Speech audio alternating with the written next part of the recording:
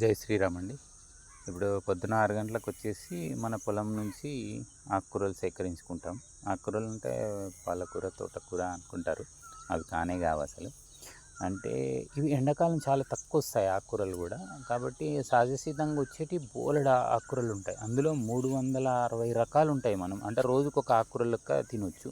మనం ఏం చేస్తామంటే ఇప్పుడు కొన్ని ఇక్కడ ఉన్నాయి ఒక 5, 6 రకాలు సేకరించుకొని మనం వండుకుంటాం. ఇది వచ్చేసి దీనికి చిన్న బ్లూ కలర్ పండ్లు వస్తాయి. ఈ ఆకుకూర కొద్దిగా తీసుకుంటాము. ప్లస్ ఇక్కడ ఉంది కదా, ఇది నేల ఉసిరి, ఇది కొద్దిగా తీసుకుంటాం. కొన్ని పల్లెఆకులు తీసుకుంటాం. ఇది పల్లెఆకులు. కొన్ని ఉలువ ఆకులు తీసుకుంటాం. కొద్దిగా గరిక తీసుకుంటాం. గరిక ప్లస్ కొన్ని వచ్చేసి బీట్రూట్ ఆకులు తీసుకుంటాం. బీట్రూట్ ఆకులు ఇట్లా. ఇంకా ఇవి కొన్ని ఆకులు కొద్దిగా ముళ్ళు ఉంటాయి చూడండి, ఇవి దాదాపుగా ఆవు తినే ఆకులన్నీ మనం వండుకోవచ్చు చక్కగా. ఇంకా బోలెడు ఉంటాయి ఇందులో మనకి, ఇంకా పైన ఉంటాయి. ఇప్పుడు రాజ్బెర్రీ ఆకులు కొన్ని తీసుకుంటాను. ఇదంతా బీరేం తీసుకోవట్లేదు.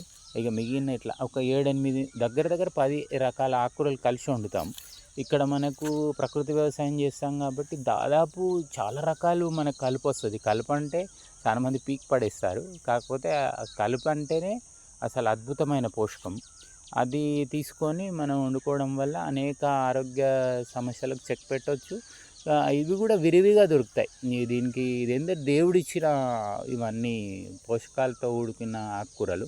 ఇవి మనం మర్చిపోయాము. ఇవన్నీ పూర్వీకుల ద్వారా మనం తెలుసుకొని మనం వండుకుంటున్నాము, హెల్తీగా ఉంటున్నాము. ఇది ఎవరైనా దగ్గర ఉన్న వాళ్ళు వచ్చి తీసుకోవచ్చు. ఇది మునిగ కూడా ఉంది, మునిగ వాడుకోవచ్చు, ఇట్లా అవిస వాడుకోవచ్చు. ఇట్లా చాలా రకాలు ఉంటాయి ఇందులో. ఇవన్నీ వాడుకోగలిగితే మాత్రం మనకు హాస్పిటల్ వెళ్ళకుండా చూసుకోవచ్చు. Thank you.